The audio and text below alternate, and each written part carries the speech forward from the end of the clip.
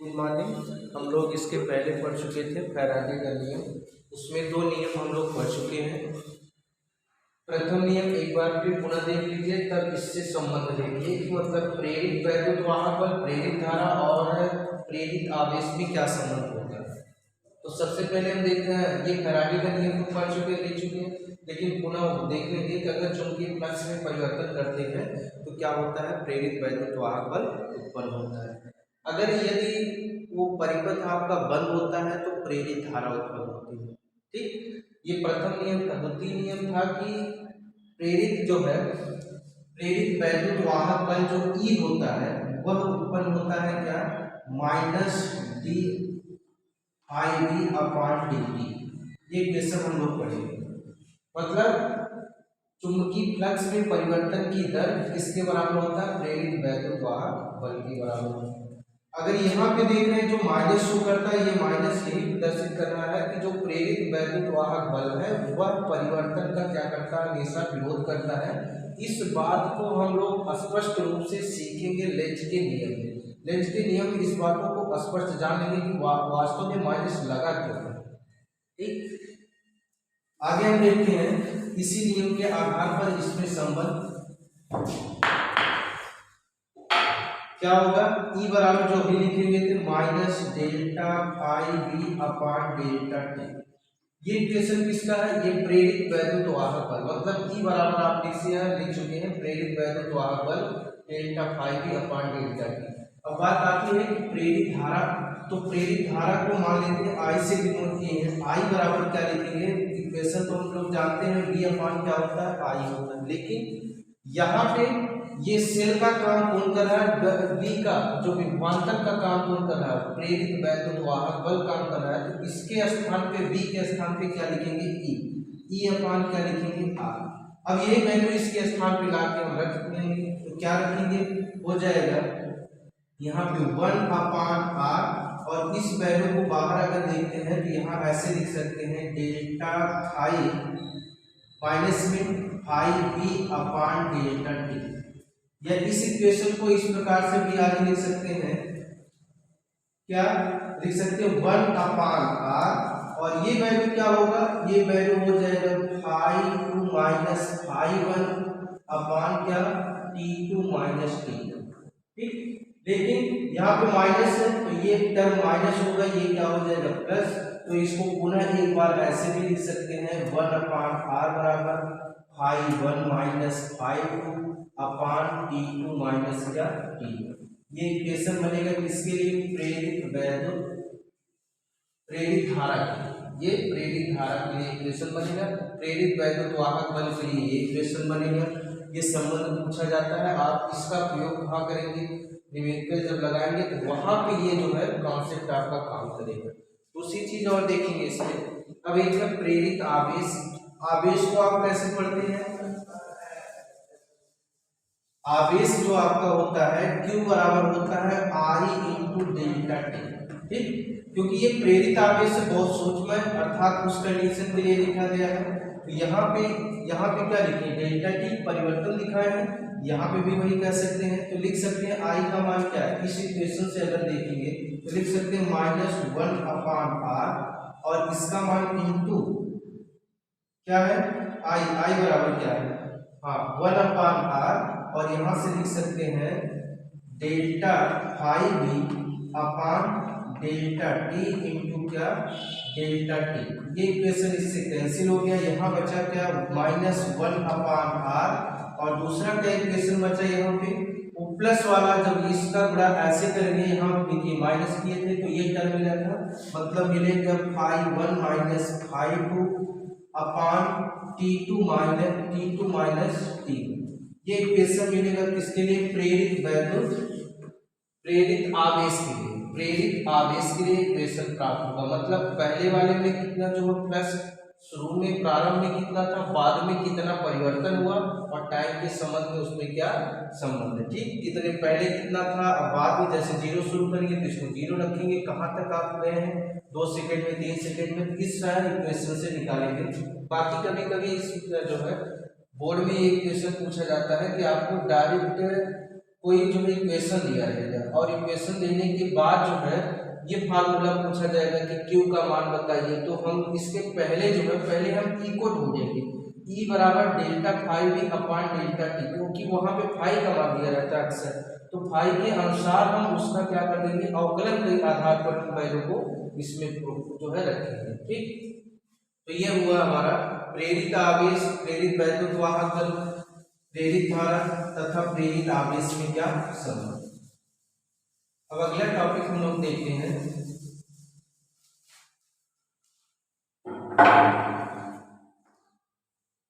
गतिक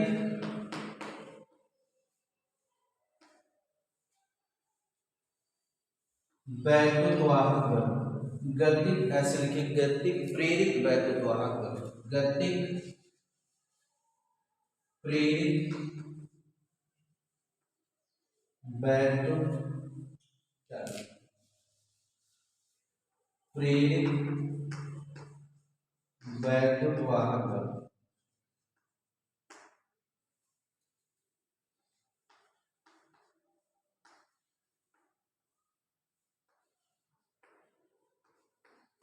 इसको देखिए,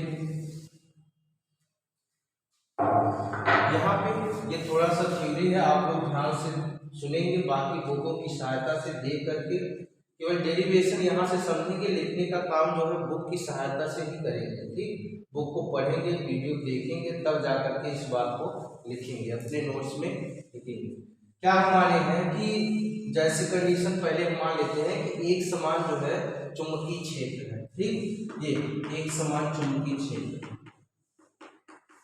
ये किस प्रकार से एक समान चुंबकीय क्षेत्र, ये शो प्रदर्शित करता है कि हमारा जो एक समान चुंबकीय क्षेत्र है उसका डायरेक्शन अंदर की तरफ है। दूसरी चीज, इसको क्या प्रदर्शित किससे कर रहे हैं, बी से। दूसरी बात है, इसमें हम क्या करते हैं, कोई एक आवेश, कोई एक चालक रख देते हैं, आवेश नहीं चालक। ठीक, जिसकी लंबाई क्या मान लेते हैं, जिसकी लंबाई जो हमारे लिए क्या है, यह, इस चालक की लंबाई यह है। अब हम क्या करते हैं, इस चालक को चुंबकीय क्षेत्र में परस्पर ऐसे लंबवत रखते हैं। देखिए, चुंबकीय क्षेत्र का डायरेक्शन अंदर की तरफ है, जो चालक हम रखेंगे इस प्रकार से रखेंगे, ऐसे नहीं रखना, हमेशा कैसे रखना है, लंबवत रखना। अगर लाइन ऐसे आप दर्शा रहे हैं तो इसको ऐसे रखना है। ठीक, जिससे वो परस्पर क्या बन जाए, परस्पर ये हमेशा लंबवत। तो एक लंबवत चालक लेते हैं जिसकी लंबाई मान लेते हैं l है, और फिर क्या करते हैं, पुनः इस चालक को हम गति कराते हैं, किसमें, इसी चुंबक जो है चुंबकीय क्षेत्र में। ठीक, तो देखते क्या है कि इसमें गति कराने के कारण क्या होता है कि ये चालक एक बैटरी जैसा व्यवहार करने लगता है। बैटरी का मतलब एक तरफ पॉजिटिव चार्ज बन जाएगा, एक तरफ नेगेटिव चार्ज बन जाएगा, और जैसे ही तार को जोड़ेंगे क्या हो जाएगा, धारा बढ़ना शुरू हो जाएगा। तो ये उसी तरीके से क्या करने लगता है, काम करना शुरू करेगा। ये कब हम क्या करते हैं, जब इसको v वेलोसिटी से इस चालक को क्या करते हैं, मान लीजिए यहाँ पे है, इसको v वेग से आगे की तरफ चुंबकीय क्षेत्र में लेके जा रहे हैं। v वेग से लेके जाएंगे तो क्या होगा कि एक कंडीशन और है कि जो आप चालक लेंगे उसमें मुक्त इलेक्ट्रॉनों की संख्या क्या, बहुत सारी मुक्त इलेक्ट्रॉनों की संख्या है। तो मैं अगर हम देखेंगे क्या प्रभाव पड़ेगा मुक्त इलेक्ट्रॉनों की संख्या पे, तो इसमें जो ई हमारा होगा, ई, यह क्या होगा, ई हमेशा जो प्रेस होगा आपका, आप कहेंगे कि जब ई गति करना शुरू करता है चुंबकीय क्षेत्र में तो इस पे फोर्स लगता है। ये तो आप इक्वेशन पढ़े हैं कि अगर कोई चालक लेते हैं उसकी कुछ लंबाई होती है, एक समान चुंबकीय क्षेत्र में रखते हैं, और रखने के बाद अगर वह गति करता है आवेश तो वहां पे क्या होगा, एक फोर्स लगता है। कौन सी इक्वेशन पढ़े हुए थे, F बराबर क्यू वी पी। ठीक, यहाँ पे आवेश है, ये इसकी जो है क्या है, यहाँ पे आवेश मुक्त इलेक्ट्रॉन है, काम कर रहा है, v वेग से इसको बाहर आगे की तरफ ले जा रहे हैं। v क्या है, चुंबकीय, एक समान चुंबकीय क्षेत्र है। जैसे जैसे ये आगे की तरफ जाएगा, लेकिन एक कॉन्सेप्ट और आप लोग पढ़े हैं कि अगर ये पॉजिटिव निगेटिव है, मुक्त इलेक्ट्रॉन की संख्या निगेटिव है, ये आगे की तरफ जा रहा है, तो इसके विपरीत सारे क्या होंगे, अगर ये नेगेटिव आगे जाएगा तो इसके विपरीत क्या होंगे, पॉजिटिव चार्ज आएगा। और हम लोग जो पढ़े हैं, एक नियम से पढ़े हैं कि जो ये फोर्स तब काम करता है जिस डायरेक्शन में हमारा क्या होता है, पॉजिटिव चार्ज करता है। तो अगर v वेग से इलेक्ट्रॉन इधर जाएगा तो पॉजिटिव चार्ज इसकी क्या आएगा, विपरीत आएगा। तो हम क्या करते हैं, इनका डायरेक्शन अर्थात यह कितना उत्पन्न होगा उस चीज का क्या करते हैं, डायरेक्शन देखते हैं। डायरेक्शन देखेंगे तो क्या कहेंगे, यहाँ पे Q के स्थान पे किसको माने, E को माने, वो भी किसमें, पॉजिटिव वाले टर्म को देख रहे हैं, नेगेटिव को नहीं देखना। तो क्या मिलेगा, यह बराबर मिलेगा इसके स्थान पे E, और V तो V माने ही है आप, और इंटू B, ये तो कंडीशन B ही मान के आप चल रहे हैं, ठीक। डायरेक्शन इधर इसमें कैसे देखेंगे, क्योंकि जिस डायरेक्शन में इस प्रकार से फैलाएंगे कि सभी उंगलियां किधर अंदर की तरफ हो, जिधर चुंबकीय क्षेत्र है। दूसरा कंडीशन है क्या है कि जिधर पॉजिटिव चार्ज जो है गति का था उधर हम क्या रखेंगे, अपने अंगूठे को रखेंगे, और फोर्स जिधर हम धक्का देंगे उधर क्या होगा, फोर्स। तो इधर फोर्स कहाँ काम करेगा, नीचे की तरफ, मतलब नीचे की तरफ एफएम काम करेगा। एफएम का मतलब हुआ कि ये फोर्स और ये क्या, मैग्नेटिक फोर्स है, ठीक। इसको डिनोट करेंगे किससे, एफएम से। अब इसके कारण क्या होगा कि ये सारे मुक्त इलेक्ट्रॉन जो होंगे वो खींच करके नीचे आएंगे, नीचे आएंगे, तब क्या होगा, फिर एक कंडीशन हम पढ़े हैं कि ये मान लेते हैं इस प्रकार से, यहाँ पे इसी चार्ज को एफएम, मतलब एफएम जो नीचे आ रहा है। दूसरी चीज, अगर ये एक समान चुंबकीय क्षेत्र में रखा गया है तो यहाँ पे एक और बल काम करता है जो कि आप पढ़े हुए हैं, ई, मतलब अगर इसकी कुछ लंबाई है, ठीक, कुछ लंबाई है, ये मुक्त इलेक्ट्रॉन जो यहाँ पे इलेक्ट्रॉन है ये नीचे की तरफ आ रहे हैं, किससे, इस फोर्स के कारण। और दूसरा, अगर ये सारे पॉजिटिव इधर की तरफ आ रहे हैं तो दूसरा लेयर बनेगा यहाँ, नेगेटिव जो है चार्ज ऊपर की तरफ जाएगा, मतलब यहाँ पे धीरे धीरे क्या हो जाएंगे, धीरे धीरे जमा होने लगेंगे नेगेटिव चार्ज, और इधर धीरे धीरे क्या हो जाएगा, पॉजिटिव चार्ज जमा होना शुरू हो जाएगा। और जो ये क्या होगा, इसमें कोई आपसे नहीं लगाएगा, लेकिन ये बैटरी की तरह क्या करने लगा, व्यवहार करना शुरू कर दिया। जब ये बैटरी की तरह व्यवहार करने लगा, फिर क्या हुआ कि अब क्या होगा, कब तक ये क्रिया होती रहेगी, क्योंकि इसमें तो मुक्त इलेक्ट्रॉनों की संख्या 1 2 तो है, लेकिन इसमें बहुत सारे मुक्त इलेक्ट्रॉनों की संख्या है। ऐसे स्थिति में क्या होगा, ये गति तो करते करते एक ऐसा लेयर बन जाएगा, एक ऊपर लेयर बन जाएगा, और यहाँ पे एक फोर्स अपने आप और काम करना शुरू कर देगा। कौन सा फोर्स, Fe कहां से, Fe जो आपका काम करेगा, Fe बराबर क्या पढ़े, इक्वेशन आप पढ़े हैं कि E बराबर जो है, E बराबर होता है कितना, Q अपान Q, ठीक। तो ऐसे में अगर क्रिया गुणा करेंगे तो E इंटू क्या काम करेगा, Q। इस कंडीशन क्यों ऐसा, E कहां से आ गया, क्योंकि यहाँ पे दो सेल बन गए, तो सेल के कारण इस पर एक फोर्स लगा, और ये फोर्स तब तक लगेगा जब तक ये दोनों आपस में क्या हो जाए, बैलेंस जब तक नहीं हो जाते तब तक ये फोर्स काम करेगा, और तब तक इसमें चार्जों का क्या होगा, लेयर बनता रहेगा। और लेयर लास्ट में बनते बनते लास्ट में क्या होगा, एक सम स्थिति में आ जाएगा। उस स्थिति में क्या होगा, एफएम जो है किसके बराबर होगा, Fe के बराबर हो जाएगा।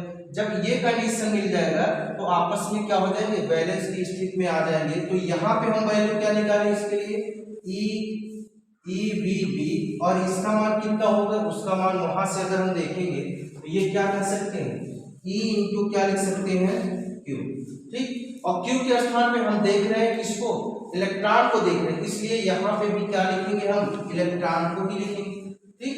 तो यहाँ से ये तो वैल्यू एक दूसरे से क्या हो जाएगा, कैंसिल हो जाएगा, तो मिलेगा क्या, यहाँ से मिलेगा, ये हमारा क्या है, F है, ठीक, ये हमारा क्या है, F, इसका मान रखिए F, E नहीं, E है हमारा, ठीक, ये हमारा है E, और यहाँ पे है इंटू E से E आपका कैंसिल हुआ। अब क्या मिला, V जो है मिला है VB इंटू E। अब एक चीज देखेंगे, यहाँ पे लिख सकते हैं V बराबर, ऐसे भी लिख सकते हैं E अपान B। ये सेल की तरह व्यवहार करने लगा, ये तो वैद्युत नहीं कर सकते, इसको विभवांतर का काम कर रही है। विभवांतर इसमें कितना उत्पन्न हुआ, जो सेल के कारण लेयर बना था, E अपान कितना B। लेकिन यहाँ पे हम क्या और दूसरी चीज देखेंगे, E अपान B जो है, अगर एक फार्मूला और पढ़ते हैं कि इसकी लंबाई क्या है, L है, तो एक इक्वेशन हम लोग और पढ़ेंगे, क्या, कौन सा इक्वेशन, E बराबर V बराबर E इंटू क्या, E इंटू